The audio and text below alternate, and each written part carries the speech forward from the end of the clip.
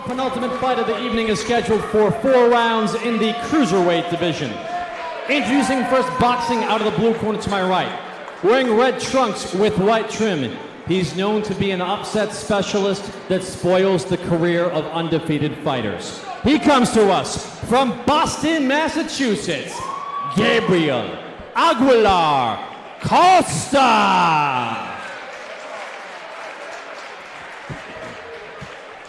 And his opponent, standing directly across the ring, fighting out of the red corner to my left.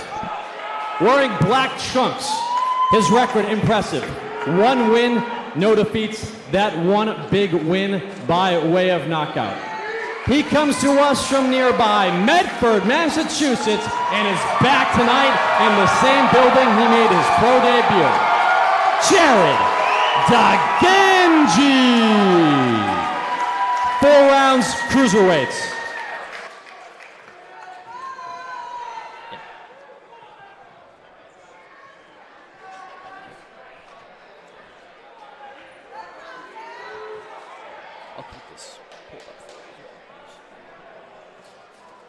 All right, here we go. First of 4 rounds or less, Jarrid DiGangi taking on Gabriel Costa. Yeah, I'm excited for this one, Greg.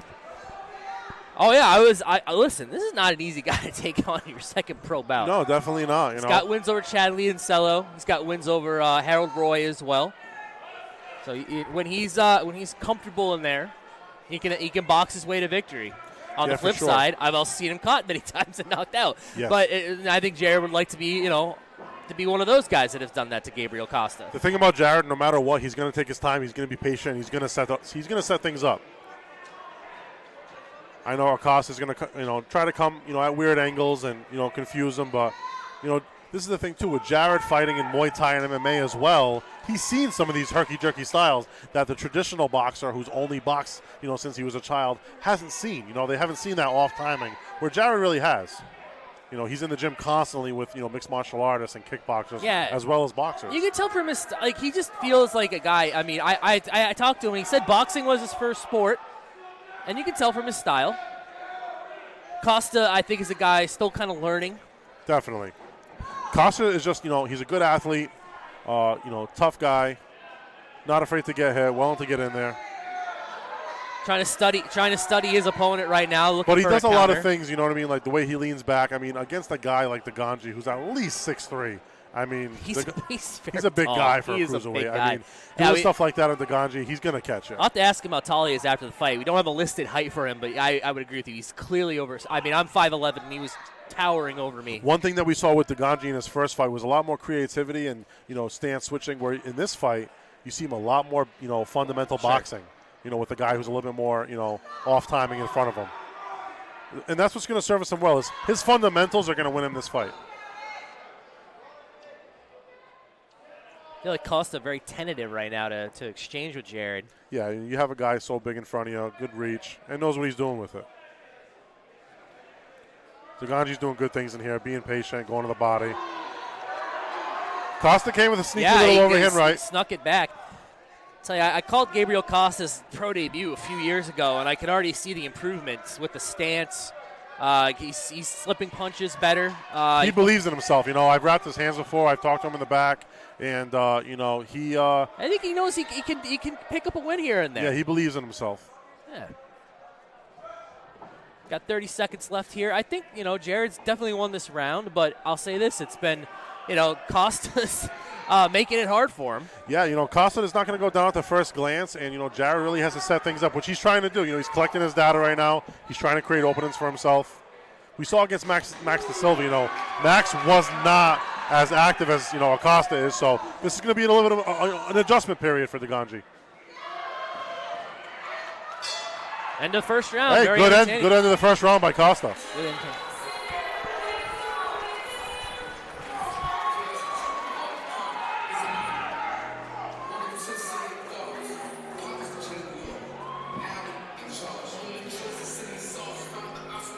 Costa choosing to not use the stool in between rounds.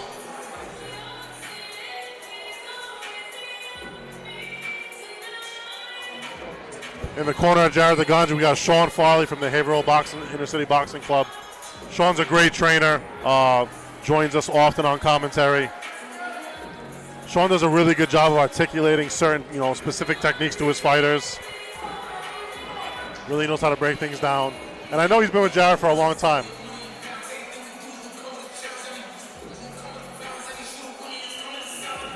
Just based off the body language, I think Sean's telling Jarrid to kind of, step to this guy a little bit, High guard, step to him. Good round one. Start round two, fighters touch gloves.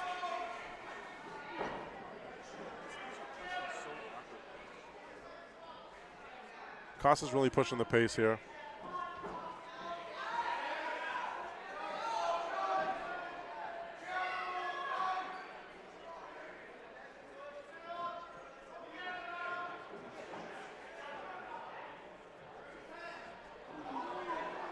Jarrid comes up short on the right hand there. Jarrid just needs to stick to his jab. Really assert that jab, keep his feet under him. Costa's having a pretty good round here. He's landed some, awkward punches over the top on DiGangi already. And he's pushing that pace. Definitely making Jarrid uncomfortable. And this is what Costa does.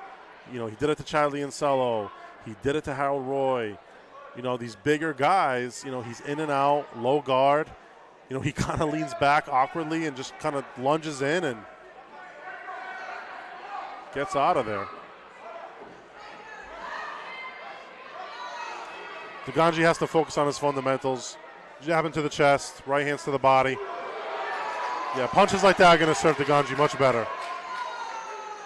High guard and start going to his body as well. When you have a moving target like Gabriel or Costa, the body and the chest don't move.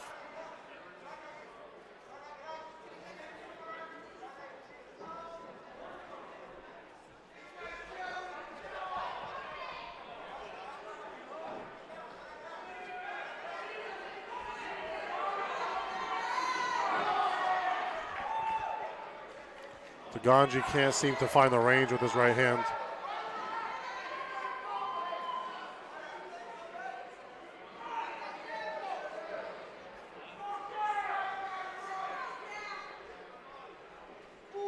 Good right hand by DiGangi, finally found it.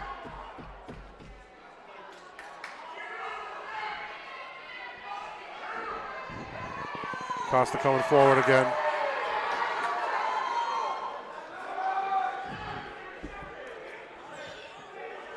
One thing that Costa does do well is just get out of the way of those shots and then lunges in. Good right hand by DiGangi. He's got another right hand by DiGangi. That's going to be it. It's going to be waved off. TKO 2. Jarrid DiGangi. 2. Wow. I'm surprised Jackie Moreau waved it off as soon as he did. He got in there very quickly. Up until that point, Gray, Costa was having a good round. Not a terrible round. I had to step out. I apologize. Thank you for Eric Bernardo for calling that round solo. We're going to take a look at the replay here of the stoppage. Yeah, I mean, Jarrid definitely hurt him.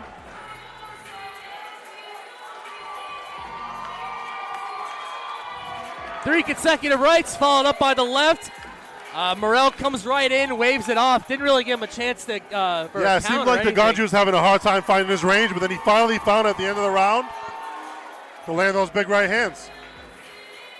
Well, that's going to be 2 for 2. 2 stoppages for Jarrid DiGangi. Good fight for Jarrid DiGangi. Good win. Good stoppage win. Oh yeah, Jarrid DiGangi got another explosive performance, sending a message to a lot of these guys in New England. I'm here now. Yeah, he's an interesting fight at cruiserweight for anybody. He might fill out the heavyweight eventually. I mean, he's got a big frame. He does. He could easily be, a lean heavyweight. But what an excellent performance. My goodness. And he did, exactly what I thought he would do. He took his time. He stayed patient. He created his openings, and he finally found the right hand.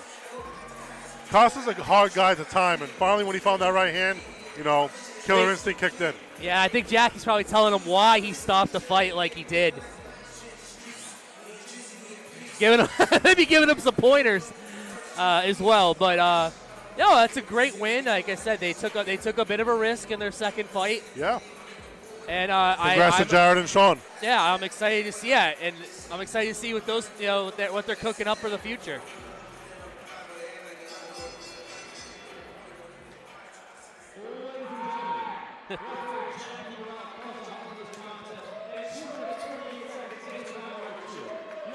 Via TKO and still undefeated, Jarrid DiGangi.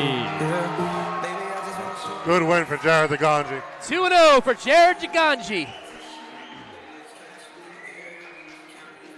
Joined by his team, I see Michael Bolger in there as well, who's boxed on a couple of previous Boston Boxing promotion events. Yeah, Sean Farley got a great little stable of pros over there down in Haverhill. But I look forward to chatting with Sean Farley after the fight. You know he's very happy with his charge tonight. Excellent performance. 2-0.